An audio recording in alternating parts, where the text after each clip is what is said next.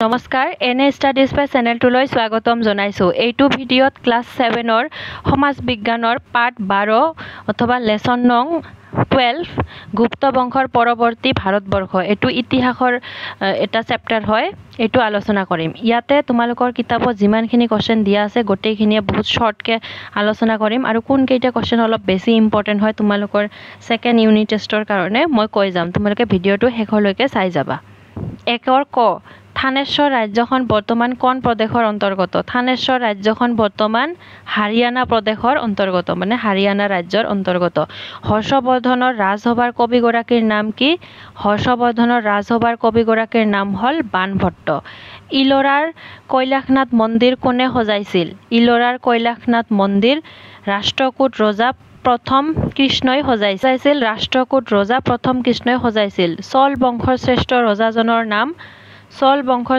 ৰজাজনৰ নাম হ'ল ৰাজাৰাজ। পিছত গংগাইকুণ্ড চলপুৰম নগৰ কোনজন চল ৰজাই নিৰ্মাণ কৰিছিল? গংগাইকুণ্ড চলপুৰম নগৰ কোনজন চল ৰজাই সজাইছিল?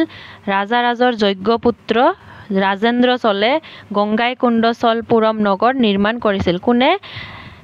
ৰাজাৰাজৰ পুত্ৰ ৰাজেন্দ্ৰ চলে। তাৰ পিছত খালী ঠাই পুৰোৱা। বৰ্মন বংশৰ শ্ৰেষ্ঠ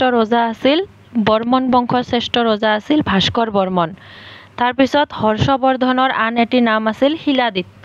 মনত ৰাখিবা, এইবিলাক খালী ঠাইবিলাক বহুত ইম্পৰ্টেণ্ট হয়। নম্বৰ পল্লৱসকলে দ্ৰাবিড় আৰু শিল্প নামৰ এটি নতুন শিল্পকলাৰ সৃষ্টি কৰে। কি কৰে পল্লৱসকলে? দ্ৰাবিড় আৰু শিল্প নামৰ। এলিফেণ্টা আৰু মালখেদৰ মন্দিৰসমূহত ৰাষ্ট্ৰকূট শিল্পৰ নিদৰ্শন পোৱা যায়। এলিফেণ্টা আৰু মালখেদৰ। তাৰপিছত নম্বৰ চল ৰজাসকলে ব্ৰাহ্মণসকলক দান দিয়া মাটিক কি বুলি কোৱা হয়? ব্ৰহ্মদেও বুলি কোৱা হয়। চল ৰজাসকলে ব্ৰাহ্মণসকলক যিবিলাক দিয়ে ব্ৰহ্মদেও মাটি বুলি কোৱা হয়। তাৰপিছত শুদ্ধ উত্তৰটো বাছি উলিওৱা। গুপ্ত সাম্ৰাজ্যৰ পতন হৈছিল গ্ৰীকসকলৰ, হুণসকলৰ, তুৰ্কী আফগানসকলৰ আক্ৰমণৰ ফলত। এইটো এনসাৰ কি হ'ব? হুণসকলৰ আক্ৰমণৰ ফলত। হৰ্ষবৰ্ধনৰ ৰাজ্যৰ ৰাজধানী আছিল তাঞ্জোৰ, তক্ষশিলা, কনৌজ। হৰ্ষবৰ্ধনৰ ৰাজ্যৰ ৰাজধানী আছিল কনৌজ। হৰ্ষবৰ্ধনৰ খেতিৰ পৰা উৎপাদিত শস্যৰ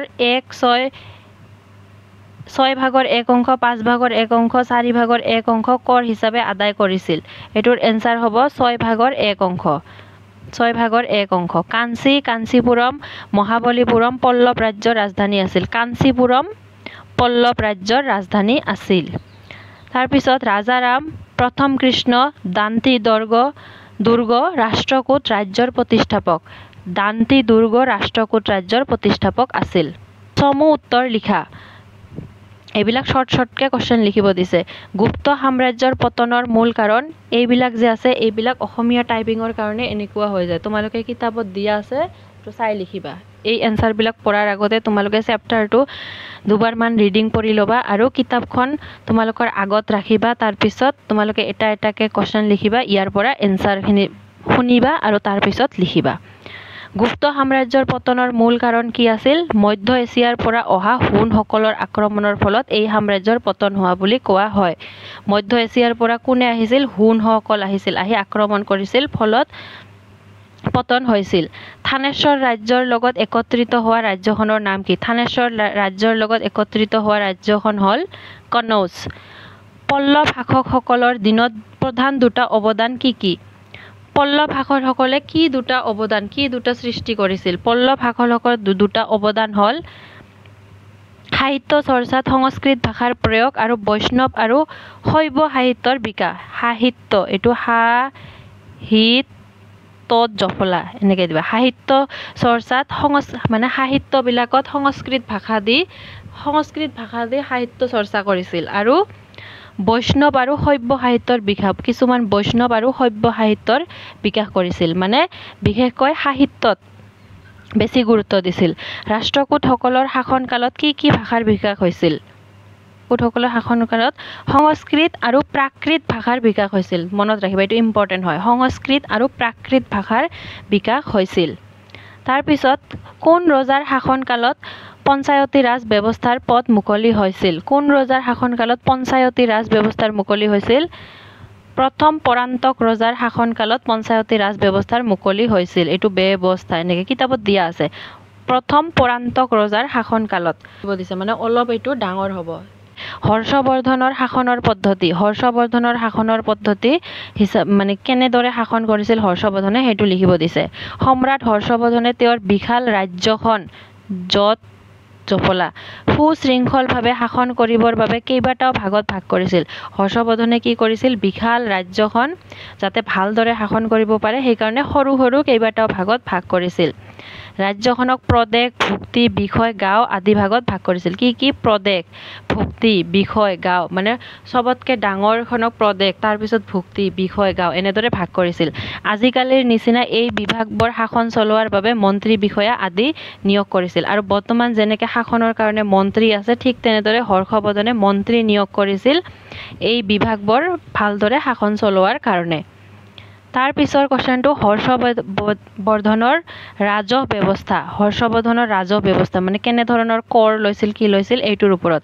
হৰ্ষবৰ্ধনে কৃষক আৰু ব্যৱসায়ী শ্ৰেণীটোৰ পৰা কৰ কাটল সংগ্ৰহ কৰিছিল। হৰ্ষবৰ্ধনে কি কৰিছিল কৃষক আৰু ব্যৱসায়ী যিবিলাক মানুহ খেতি কৰিছিল আৰু ব্যৱসায় কৰিছিল তেওঁলোকৰ পৰা কৰ কাটল সংগ্ৰহ কৰিছিল। কৃষকসকলে উৎপাদিত শস্যৰ এই জফলাবিলাকে এনেদৰে দিয়া আছে, এইবিলাক অসমীয়া টাইপিঙৰ কাৰণে হৈ যায়। কৃষকসকলে উৎপাদিত শস্যৰ 1/6 কৰ হিচাপে সোধাব লাগিছিল। যদি কৃষকসকলে যিমানখিনি ধান বা উপাৰ্জন কৰে তাৰ পৰা 1/6 দিব লাগে। আৰু কেতিয়াবা নগদ ধনেৰেও কৰ সদাইছিল আৰু কেতিয়াবা নগদ ধন মানে পইচাও দিব লগা হৈছিল। তাৰপিছত মহাবলীপুৰম মন্দিৰৰ শিল্পৰীতি। মহাবলীপুৰম মন্দিৰৰ শিল্পৰীতি বিষয়ে আমাক লিখিব কৈছে। মহাবলীপুৰমৰ মন্দিৰসমূহ দেখিবলৈ ৰথৰ দৰে। মহাবলীপুৰমৰ মন্দিৰসমূহ কেনেকুৱা ৰথৰ দৰে দেখিবলৈ। এই মন্দিৰবোৰক ৰথ বোলা হয়। এখন পাহাৰ কাটি ৰথৰ দৰে সজা এই ৰথ বা মন্দিৰবোৰক ধৰ্মৰাজ ৰথ, ভীম ৰথ, অৰ্জুন ৰথ, দ্ৰৌপদী ৰথ বোলা হয়। এই ৰথৰ দৰে মন্দিৰবোৰ কেনেদৰে সজা হৈছিল পাহাৰ কাটি ৰথৰ দৰে সজাইছিল আৰু এইবোৰ কি বুলি কোৱা হয় ধৰ্মৰাজ ৰথ, ভীম ৰথ, অৰ্জুন ৰথ, দ্ৰৌপদী ৰথ বোলা হয়। ৰাষ্ট্ৰকূট ৰাজ্যৰ অৱস্থিতি। ৰাষ্ট্ৰকূট ৰাজ্যৰ অৱস্থিতি সম্পৰ্কে আমাক লিখিব দিছে। ৰাষ্ট্ৰকূট ৰাজ্য মানে ক'ত অৱস্থিত দাক্ষিণাত্যৰ এইটো এনেকৈ জফলা দিবা। দাক্ষিণাত্যৰ পশ্চিম উপকূলত বৰ্তমান গুজৰাটৰ ওচৰত ৰাষ্ট্ৰকূট ৰাজ্য অৱস্থিত। দক্ষিণ আমাৰ ভাৰতৰ মেপখন এনেকৈ যদি দিয়া এইখিনি দক্ষিণ, এই দক্ষিণত গুজৰাট আছে। গুজৰাট য'ত আছে এই গুজৰাটৰ ওচৰত ৰাষ্ট্ৰকূট ৰাজ্য অৱস্থিত। এই মানে দাক্ষিণাত্যত দক্ষিণৰ আকৌ পশ্চিম